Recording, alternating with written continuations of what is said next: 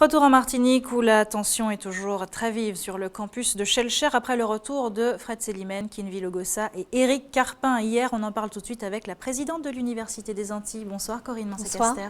Merci beaucoup d'être avec nous ce soir. Alors je le disais, 3 anciens responsables du CEREGMIA sont revenus sur le campus hier. Un retour que vous contestez fermement. Je vous propose d'écouter Fred Selimène au sujet de son retour. C'était hier face à la caméra de Céline Chalonneau. Nous avons des collègues qui sont tout à fait compétents pour travailler avec nous et pour faire avancer ce labo et pour participer à cette reconstruction de l'université qui est suffisamment abîmée depuis 2 ans d'une gouvernance un peu, je dirais, un peu folle, quoi. Voilà.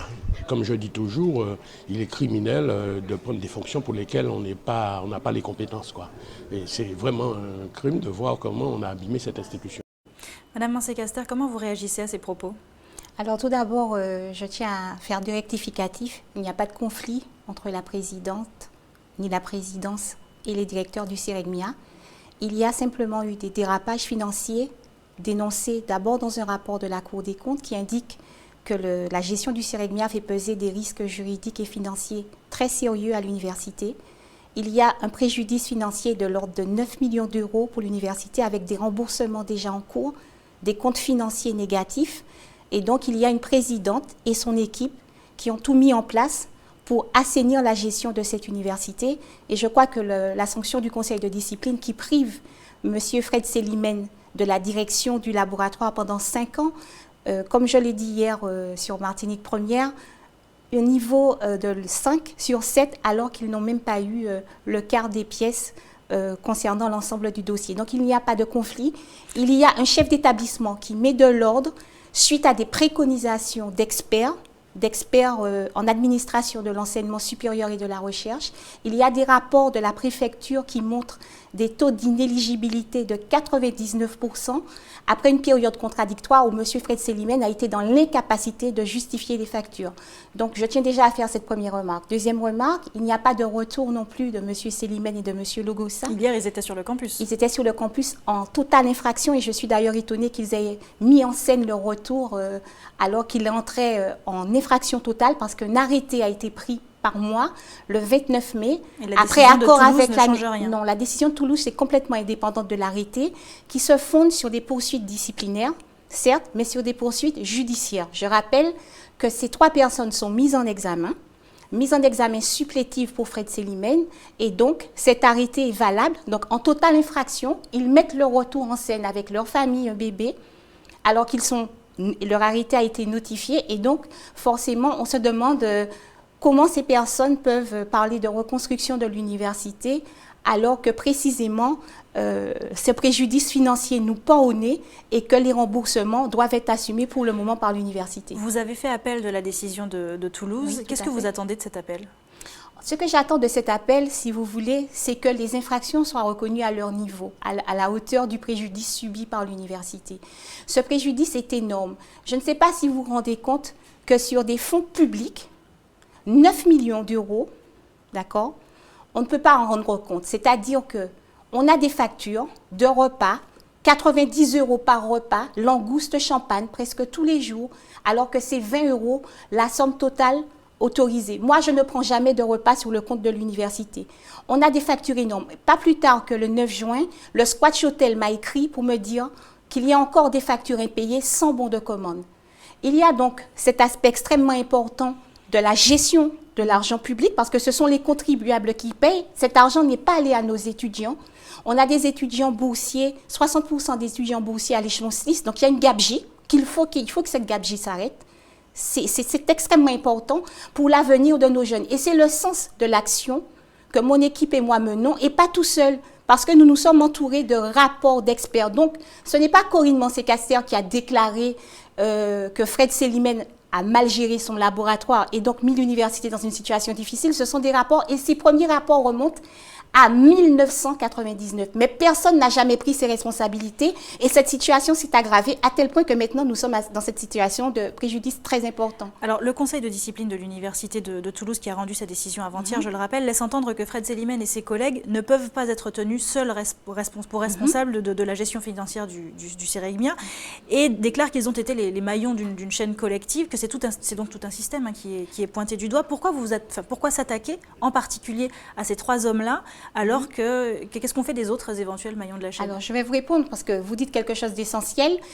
Le conseil de discipline reconnaît qu'il y a eu des dérapages collectifs, mais il reconnaît aussi la participation active de ces personnes dans ces dérapages.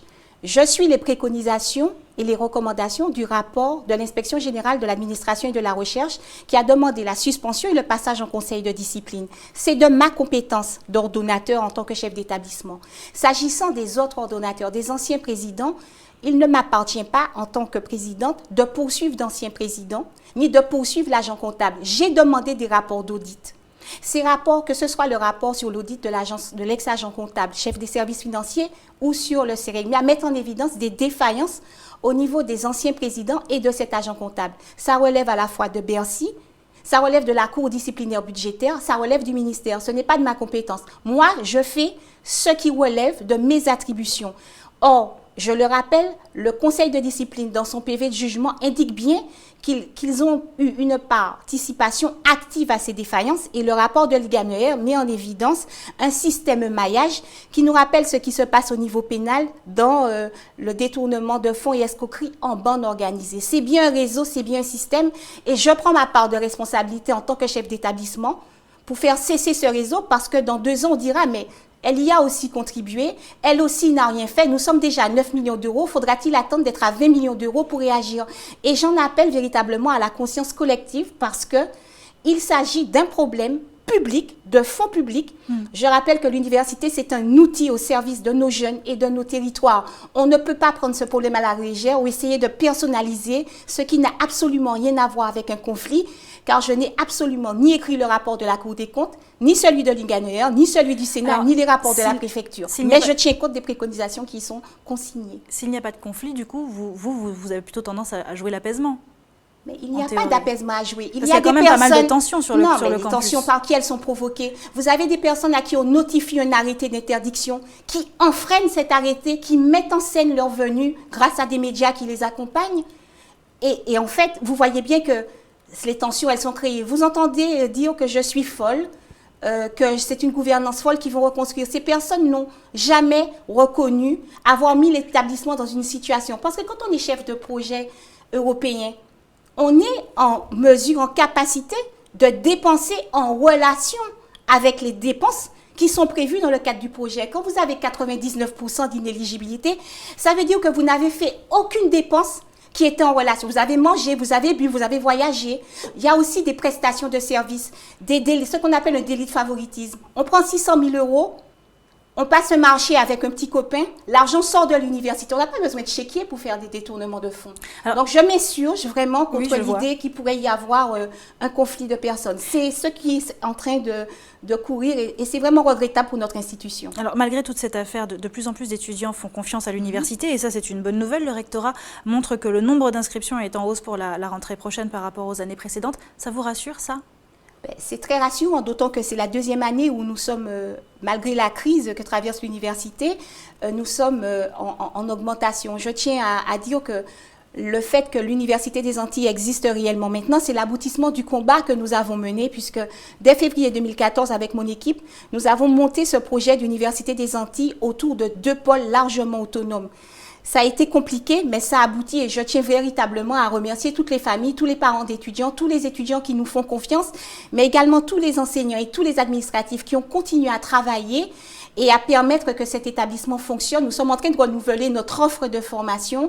Nous avons pu monter des projets tels que Pépite qui concernent l'insertion professionnelle. Donc l'université a continué à fonctionner. Nous avons redressé notre comptabilité. Nous avons eu des félicitations de Bercy et du ministère parce que nous avons réussi à redresser tout ce qui allait de travers. Maintenant, nous sommes sur une nouvelle dynamique, un nouvel élan. Et il n'est pas possible de croire que nous pourrons accepter que des comportements, que des dérapages aussi graves puisse se poursuivre. Donc c'est uniquement dans cet intérêt général au service de nos étudiants et de nos territoires que nous travaillons. Et c'est pourquoi il me semble extrêmement important que la vérité puisse être faite sur ce qui se passe effectivement sur le campus. Merci beaucoup, Corinne Mancé-Caster, d'avoir été avec nous ce soir.